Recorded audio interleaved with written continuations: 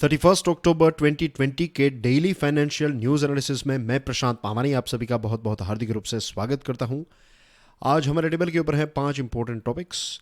Great Indian recovery, आईटेक्स ये क्या है, Myanmar to buy Indian submarines, Antrix Devas deal के साथ जुड़ी हुई एक अपडेट है और पीएलआई स्कीम के बारे में हम बात करने वाले हैं। ग्रेट इंडियन रिकवरी, बहुत सारी बड़ी बड़ी एमएनसीज जैसे कि Apple, Amazon, Samsung, Unilever, Whirlpool, Kimberly Clark, इन सारी कंपनीज़ के जो ग्लोबल चीफ्स हैं उन्होंने अपने अपने स्टेटमेंट्स में भारत की इकोनॉमी के बारे में बात बताई है और ये कहा है कि भारत की इकोनॉमी का जो एक एक रिकवरी जो इसमें देखने को मिली है, ये काफ़ी स्ट्रॉन्ग रिकवरी, काफ़ी अच्छी तरीके से इकोनॉमी जो है वो बाउंस बैक हुई है। तो that is a good news for our economy of course, right. बहुत सारी कंपनीज का कहना है, most companies indicated that the market has bounced back sharply in the July September quarter. ये जुलाई, अगस्त, सितंबर, ये 3 महीने जो हैं, ये क्वार्टर जो हैं, इस क्वार्टर में इकोनॉमी काफ़ी अच्छी तरीके से बाउंस बैक हुई है। इसमें एप्पल के जो टिम कुक हैं उनका कहना यह है कि सितंबर का जो क्वार्टर है, इस क्वार्टर में एप्पल के प्रोडक्ट्स का सेल्स जो है वो इंडिया में आज तक का सबसे ज़्यादा रहा है। Same thing goes with Amazon के फाइनेंशियल ऑफिसर का कहना यह है कि प्राइम डे जो है अगस्त में काफ़ी अच्छा गुड स्टार्ट मिला अमेज़ॉन को। Same thing goes with other companies. हमारे देश में स्मार्टफोन, कंज्यूमर इलेक्ट्रॉनिक्स, फिर latest mobile phones, laptops, television, दूसरे अप्लाइंसेस जो हैं, जो काम करने के लिए हैं, स्टडी के लिए हैं, स्टडी फ्रॉम होम या फिर वर्क फ्रॉम होम, और दूसरे ऐसे प्रोडक्ट्स जो हैं, इनकी काफ़ी डिमांड इंक्रीज़ हुई है। डियर फ्रेंड्स, एक गुड न्यूज़ है, स्टडी आईक्यू के सभी स्मार्ट कोर्सेज के ऊपर चल रहा है बिग दिवाली सेल। ये 17 नवंबर तक चलेगा। आपको फ्लैट 50% प्लस 10% एक्स्ट्रा डिस्काउंट मिलेगा। यूज़ दिवाली 10 ये कोड है।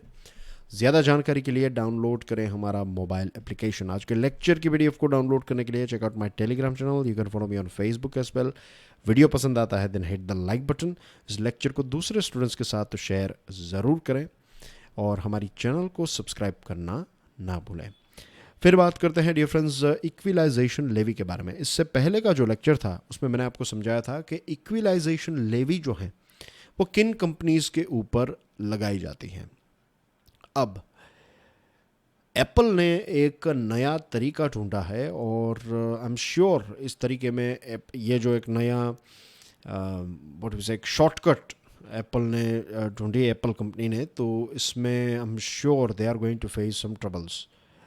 क्योंकि आप कोई प्रोडक्ट खरीदते हैं तो उसके ऊपर लेट्स से 18% जीएसटी पे करते हैं, ऊपर से आपको 2% एक्स्ट्रा इक्विलाइजेशन लेवी एप्पल जो है वो अपने सारे प्रोडक्ट्स और एप्लीकेशंस के ऊपर ये 2% एक्स्ट्रा इक्विलाइजेशन लेवी लगा रहा है।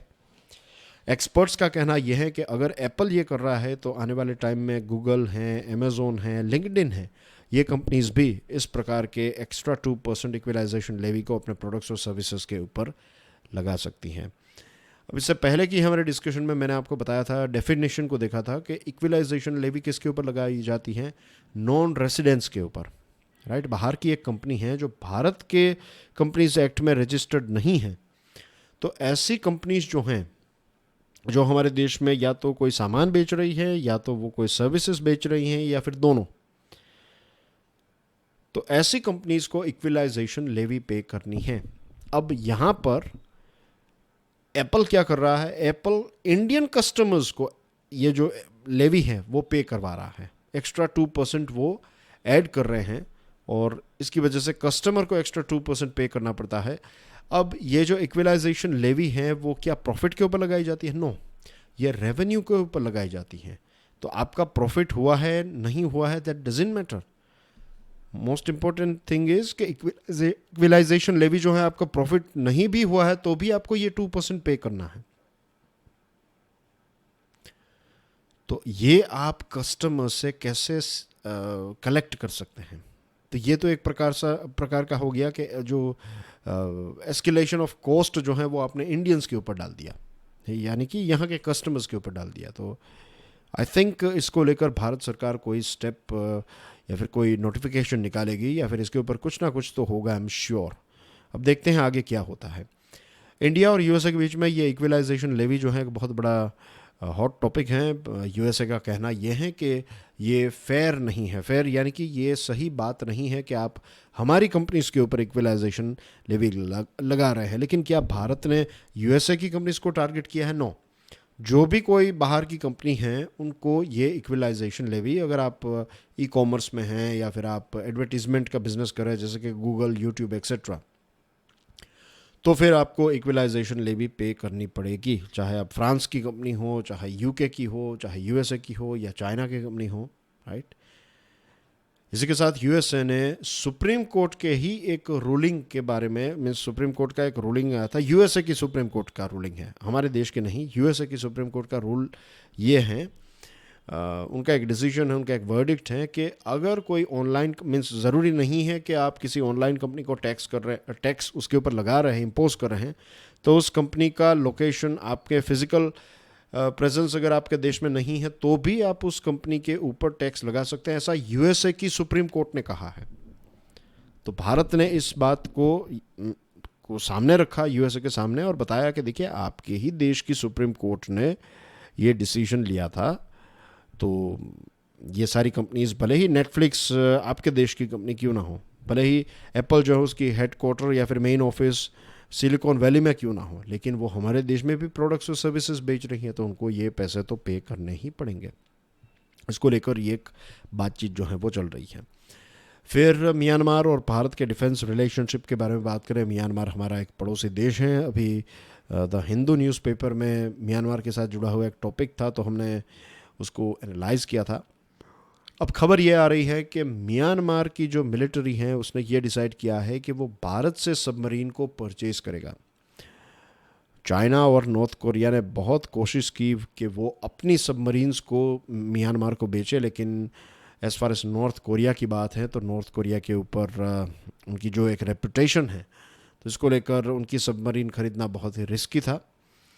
चाइना की बात करें तो चाइना ने कुछ टेक्निकल इश्यूज़ रखे। चाइना ने ये बताया कि हम आपको सबमरीन तो देंगे, लेकिन जो उसका टेक्निकल रिपेयरमेंट है, उसका मेंटेनेंस जो है वो हमारे देश के लोग ही करेंगे, यानी कि चाइना से लोग वहाँ पर आएंगे और सारी चीज़ों को मेंटेन कर देंगे। तो ये तो कोई भी देश जो है उनकी मिलिट्री शायद एक्सेप्ट ना करें, म्यांमार ने तो इसको एक्सेप्ट नहीं किया। तो फिर फाइनली ये डिसाइड किया गया कि भारत की सबमरीन ही म्यांमार ख़रीदेगा, और ये भारत और म्यांमार के लिए एक अच्छी बात है। ये सबमरीन जो है उसका नाम रखा गया है मिन ये थैन खाथू। ये बर्मा के यानी कि म्यांमार के एक एंशियंट वॉरियर थे, तो उनके नाम से ये सबमरीन जो है उनको ये नाम दिया गया है। Soviet manufactured kilo class submarine है और इसको रीफब्रिश किया है हिंदुस्तान शिपयार्ड ने। इसके साथ भारत की जो टर्म्स एंड कंडीशंस हैं वो भी काफ़ी जनरस थी। म्यांमार कॉस्ट को लेकर काफ़ी एक कॉस्ट उनका एक मेन कंसर्न था, और चाइना की जो सबमरीन है वो काफ़ी कॉस्टली थी, और हमारी जो सबमरीन है वो उतनी ज़्यादा कॉस्टली नहीं है। इसके के साथ मेंटेनेंस और इन सारी चीज़ों को लेकर भारत ने बताया कि हम आपको मदद भी करेंगे, आपको ट्रेनिंग प्रोवाइड करेंगे, सारी चीज़ें। तो ये सारी कंडीशंस जो हैं वो म्यांमार को फिट बैठी और उन्होंने हमारा प्रोडक्ट ख़रीदा है। अंतरिक्ष देवास डील के बारे में बात करें तो लेटेस्ट खबर ये है, आपको इस डील के बारे में शायद पता होगा। Let me tell you the background, फिर लेटेस्ट टॉपिक के बारे में बात करते हैं। 2005 की बात है जब अंतरिक्ष, ये इसरो की कंपनी है, तो अंतरिक्ष ने एक डील साइन की थी देवास नाम की कंपनी के साथ। अब डील में यह था कि देवास जो है ये 2 कम्युनिकेशन सैटेलाइट बनाएगी, और इनका इस्तेमाल जो है ये हाइब्रिड सैटेलाइट और टेरेस्ट्रियल कम्युनिकेशन सर्विसेज के लिए इसका इस्तेमाल भारत में किया जाएगा। 2011 में मीडिया रिपोर्ट्स ये आया कि अंतरिक्ष जो हैं इसने ये एस बैंड जो हैं ये बहुत ही कम कीमत में बेच दिया, और इसकी वजह से बहुत सारे लोगों को इसका फ़ायदा हुआ, बेनिफिट हुआ। करप्शन और इन सारी चीज़ों के एलिगेशन लगाए गए, और ये एक बहुत बड़ा पॉलिटिकल हॉट इश्यू भी बन गया। उसके बाद एक कमेटी बिठाई गई, सीनियर एरोस्पेस साइंटिस्ट हैं रुदम नरसिम्हा, तो उनकी कमेटी ने यह बताया कि सिर्फ प्रोसीजर को लेकर कुछ लैप्सेस थे, करप्शन के कोई एविडेंस नहीं मिले हैं। 2012 में यूपीए सरकार ने ये कहा कि नेशनल सिक्योरिटी इश्यू को ध्यान में रखते हुए इस डील को कैंसिल किया गया है। तो इस डील की वजह से देवास नाम की कंपनी को बहुत ज़्यादा नुकसान उठाना पड़ा। उन्होंने केस फाइल किया और यूएसए की एक जो कोर्ट है, इस कोर्ट ने ये डिसीजन लिया है कि पेरिस बेस्ड एक इंटरनेशनल चैम्बर ऑफ कॉमर्स है, उन्होंने भी 2015 में ये डिसीजन लिया था और फाइनली यूएसए की एक डिस्ट्रिक्ट कोर्ट ने ये डिसीजन लिया है कि अंतरिक्ष जो हैं, अंतरिक्ष को देवास को $1.2 बिलियन जो है वो कॉम्पनसेशन में पे करने हैं। अब इस वर्डिक्ट को गवर्नमेंट ऑफ इंडिया या फिर जो ये इसरो हैं उसको, इस वर्डिक्ट को, यूएसए की इस कोर्ट के वर्डिक्ट को डेफिनेटली अपील करेगी, ऐसा एक ऑफिशियल का कहना है।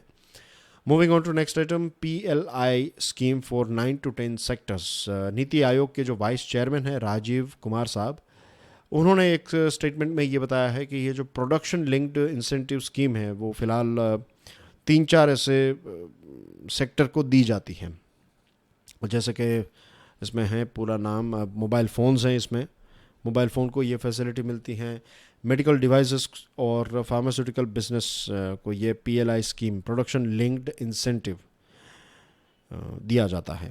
तो लोकल मैन्युफैक्चरिंग को ज़्यादा इनकरेज करने के लिए 9 से 10 ऐसे सेक्टर्स हैं जिनको ये पीएलआई स्कीम जो है उसका लाभ दिया जाएगा। इसका मेन लक्ष्य यही है कि जो ग्लोबल ट्रेड है उसमें भारत की कंपनीज जो हैं वो भी इसका एक हिस्सा बने, ज़्यादा से ज़्यादा प्रोडक्शन हमारे देश में हो। और इसी के साथ उन्होंने ये बताया कि ये एक टाइम लिमिट इसके ऊपर रखी जाएगी, राइट। जैसे कि फूड प्रोसेसिंग बिजनेस है, बैटरी मैन्युफैक्चरिंग का बिजनेस है, तो इन सारे नए नए क्षेत्रों को इसमें ये 9 से 10 से जो सेक्टर्स हैं तो उनको ये पीएलआई स्कीम का लाभ जो है वो दिया जाएगा। और एक सनसेट क्लॉज भी होगा, ये फॉरएवर नहीं है, ये कुछ टाइम के लिए, लेट्स से 2 साल 3 साल 5 साल के लिए आपको दिया जाएगा, उसके बाद ये चीज़ जो है वो ख़त्म हो जाएगी। तो फॉर टाइम बीइंग आपको एक प्रोटेक्शन मिलेगा या फिर आपको एक हैंड होल्डिंग मिलेगी इस पीएलआई स्कीम से कि आप यहाँ पर प्रोडक्शन कर सकें और कैपेसिटी बिल्डअप कर सकें, उसके बाद ये चीज़ें जो हैं वो हट जाएगी। तो सनसेट क्लोज जो हैं वो इस स्कीम में भी होगा। सनसेट क्लोज आप जानते हैं कि इसकी एक एक्सपायरी लिमिट होती है, फिर आपको ताउम्र अगर सरकार सपोर्ट करती रहे तो आप अपने पैरों पर कभी खड़े नहीं होंगे, और ऐसा ही हुआ। सरकार ने बहुत सारे ऐसे प्रोडक्ट्स के ऊपर इंपोर्ट ड्यूटीज़ लगा दी, लेकिन यहाँ पर कोई इसकी पॉजिटिव मीन्स हमारे यहाँ पर मैन्युफैक्चरिंग अभी भी उसी एनर्जी से काम कर रहा था, राइट, कम एनर्जी से काम कर रहा था। तो सरकार ने बहुत सारी ऐसी स्कीमों के ऊपर या फिर इस प्रकार के प्रोटेक्शन के ऊपर सनसेट क्लोज डालने की बात बताई है कि आपको 2-3 साल या फिर 1 साल तक ये प्रोटेक्शन मिलेगा। 1 साल में आप अपना बिजनेस जो है उसको स्ट्रॉन्ग बना लीजिए, उसके बाद फॉरेन की कंपनीज जो हैं उनके ऊपर जो एक टैरिफ लगाया गया है, एक्स्ट्रा टैरिफ, ये हटाया जाएगा। तो फिर आपको रियल कंपटीशन फेस करनी पड़ सकती है, तब तक आप अपने आप को सॉर्ट आउट कर लीजिए। तो ये चीज़ भी इसमें रहेगी। And that's everything in today's discussion. Thank you very much for watching this video. God bless you all. जय हिंद।